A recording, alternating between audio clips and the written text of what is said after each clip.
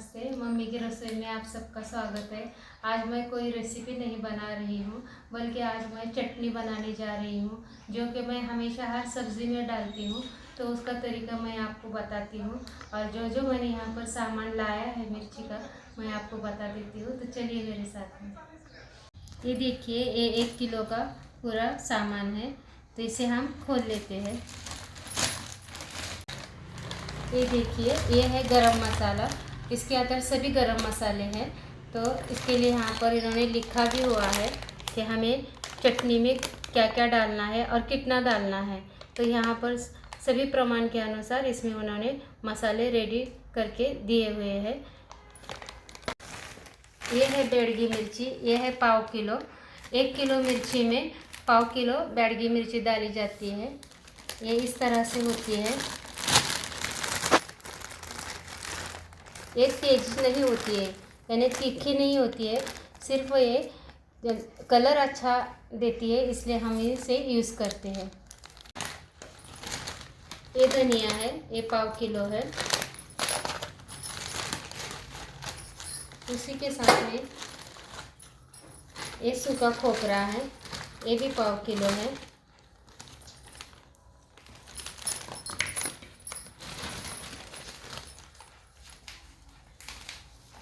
ये तिल है, ये तिल ऑप्शनल है, आप डाल भी सकते हैं, नहीं भी डाल सकते हैं। ये 50 ग्राम तिल है।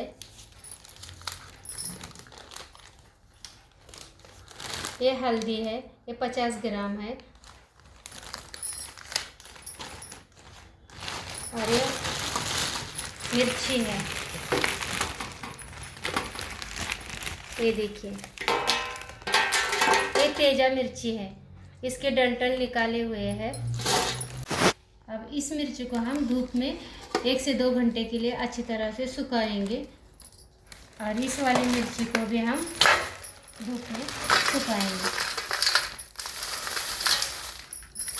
को हमें निकालना है, इस तरह से हम निकालेंगे।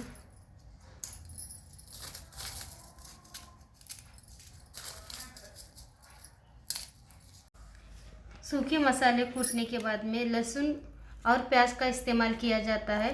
तो लहसुन हमने यहाँ पर पाव किलो लिया है, और 1 किलो चटनी के लिए 1 किलो प्याज हमने यहाँ पर ली है। तो इसे भी हमें काट कर अच्छी तरह से तेल में तल लेना है। लहसुन को भी इस तरह से सभी पंखुड़ियों को इसके हमें अलग करना है, और इसे भी धूप में हमें सुखा लेना है। ये देखिए, इस तरह से मैंने मिर्ची के सभी डंठल निकाल लिए हैं, और यहाँ पर ऐसे डंठल है, इसे हम फेंक देंगे। और यहाँ पर लहसुन भी छील लिए हैं, इस तरह से अलग अलग उसके पीस कर लिए। अब हम इसे सुखाकर इसे भी छील लेंगे। ये गरम मसाला है, इसमें एक कुल मिलाकर 22 चीज़ें इसमें है। तो इसमें से हमें 9 चीज़ों को तलना या भूनना नहीं है, वो इस तरह से यहाँ लिखा हुआ है। तो इसमें सबसे पहले शाहजीरा है, बादल फूल है, ये छोटी वाली इलायची है, ये बड़ी वाली इलायची है, ज़ीरा है, खसखस है, रामपत्री, जायपत्री और हींग। इन चीज़ों को हमें तलना या भूनना नहीं है, और ये वाली चीज़ों को हमें भूनना है। और इसका प्रमाण भी इन चीज़ों के सामने दिया हुआ है। ये देखिए, इस तरह से इधर भी दिया है और यहाँ पर भी दिया है। इसमें हमें काली मिरी यानी काली मिरी जो हम बोलते हैं वो है, दालचीनी, लवंग, दगड़फूल, तमालपत्र, मोहरी, सूंठ, मेथी, त्रिफला, नाकेश्वर, बड़ीशेप यानी मोटा वाला नमक, और जायपत्री यानी जायफल। अब ये इस तरह से पैक किया हुआ है। अब हम इसे खोल लेते हैं।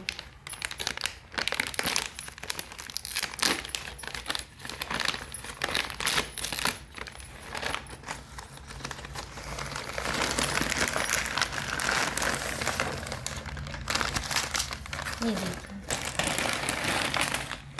अगर आप पहली बार भी मिर्ची बना रहे हो यानी चटनी बनाएंगे, तब भी आपकी चटनी बिल्कुल अच्छी तरह से बन जाएंगी, क्योंकि उन्होंने सभी मसाले प्रमाण के अनुसार दिए हैं, कुछ कम और ज़्यादा नहीं है।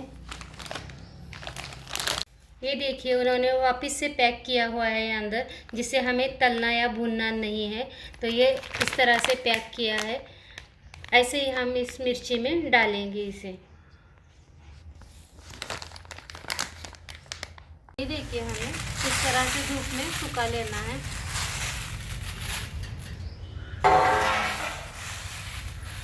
इसे अच्छी तरह से फैलाकर हम सुखा लेंगे। ये देखिए इस तरह से मैंने मिर्ची और लहसुन को धूप में रखा है। अब हम कुछ देर के लिए ऐसे ही इनको अच्छी तरह से सूखने देंगे। अब इस प्याज को काट कर थोड़ी देर के लिए धूप में इसे भी सुखा लूँगी। ये 1 किलो प्याज है, 1 किलो चटनी के लिए 1 किलो प्याज है। तो इसे हमें सभी प्याज को अच्छी तरह से कट कर लेना है।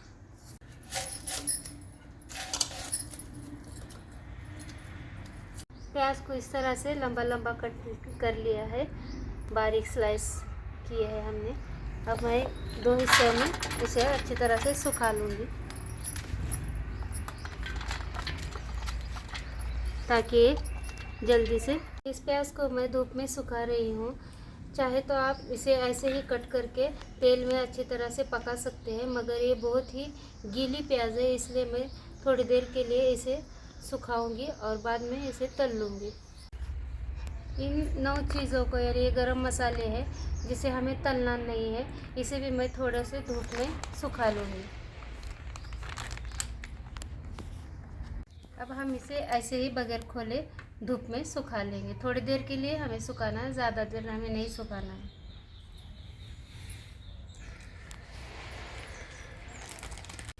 अब मैं लहसुन को भी छील लेती हूँ। खोपरे के टुकड़े भी हमें इस तरह से पतले पतले स्लाइस करके लेना है। आप चाहे तो खींच भी सकते हैं। इस तरह से मैंने कोपरे को कट कर लिया है। हम मिर्ची भूनने के लिए स्टार्ट करते हैं। गैस के फ्लेम को मैं ऑन करती हूँ और इसे हम गरम होने देते हैं। अब हम थोड़ा ही तेल डालेंगे, छोटा 1 चम्मच। ये देखिए, हमें ज़्यादा तेल नहीं डालना है।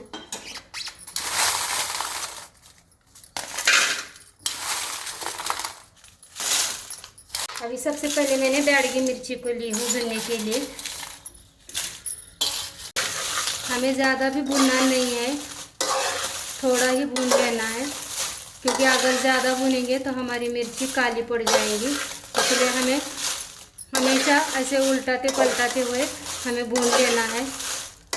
मिर्ची भूनते समय हमेशा हिलाते रहना चाहिए, ताकि नीचे मिर्ची को दाग न लगे। ये मिर्ची भून चुकी है, अब हम इसे निकाल लेते हैं। अब हम और थोड़ा सा तेल डालेंगे।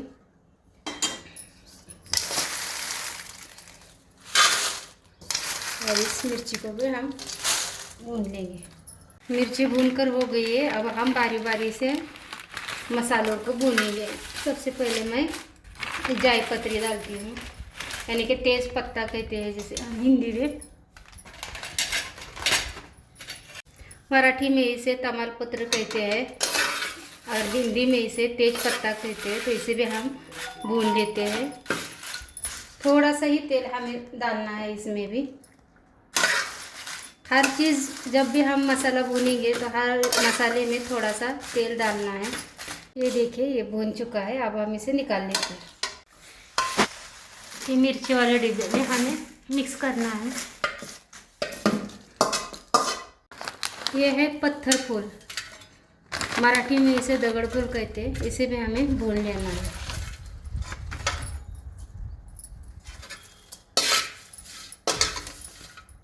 अब हम तिल को डालेंगे।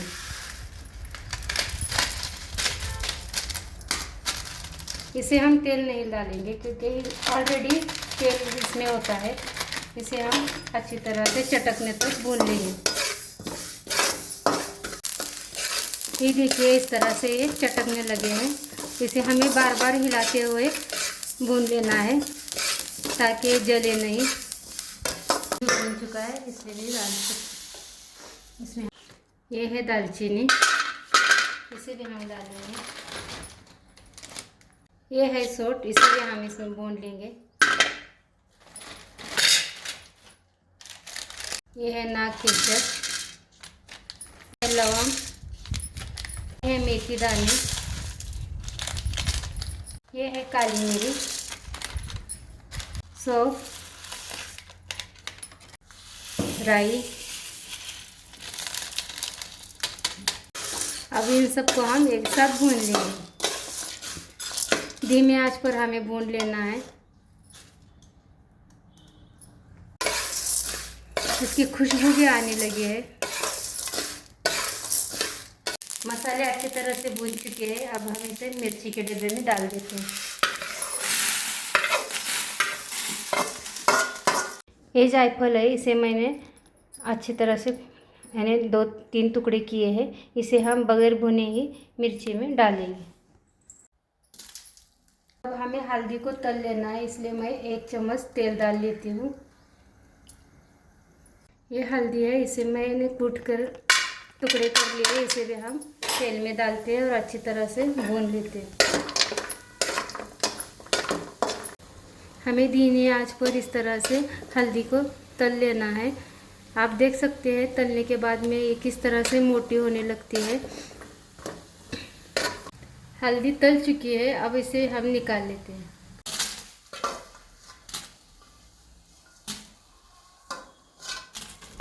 धनिया को हमें भून लेना है।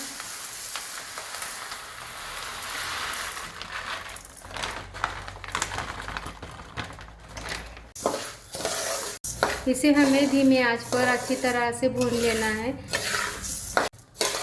भून चुके हैं, अब हम इसे भी निकाल लेते हैं।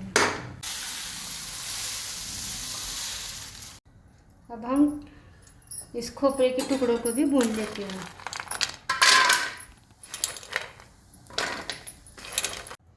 खोपरा तल चुका है। अब इसे हम मिर्ची के डिब्बे में नहीं डालेंगे, इसे हम अलग से डिब्बे में लेकर जाएंगे।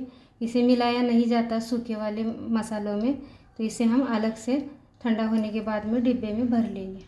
अब मैं प्याज को तल लेती हूँ। तो हमें प्याज को अच्छी तरह से तल लेना है। प्याज तल के ठंडी हो चुकी है। अब हम इसे भी एक डिब्बे में निकाल लेते हैं। अब हम इसे तेल के साथ में ही ले जाना है मिर्ची कूटने के लिए।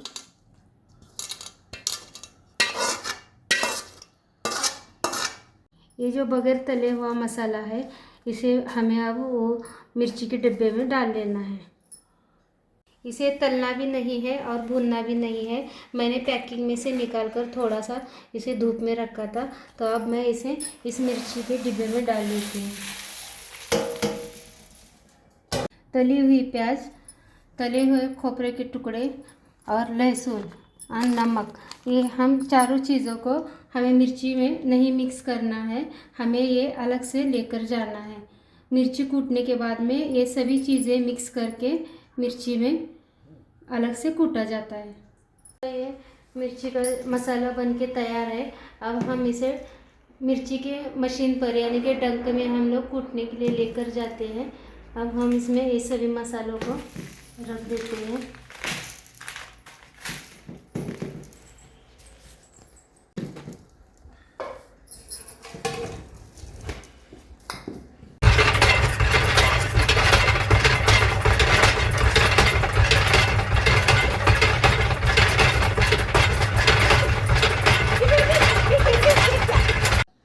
ये चटनी बनके तैयार है। यह चटनी 5 से 6 महीने तक ऐसे ही रहती है। ये ख़राब नहीं होती, क्या भी नहीं, कुछ भी यानी फ़र्क नहीं पड़ता। कितने भी दिनों तक ये चल सकती है। तो इस तरह से आप भी बनाइए। आज की यह मेरी चटनी बनाने का तरीका आपको कैसे लगा, आप मुझे कमेंट्स करके समझाइए। आपको पसंद आए तो लाइक कीजिए, शेयर कीजिए और मेरे इस चैनल को सब्सक्राइब कीजिए। धन्यवाद।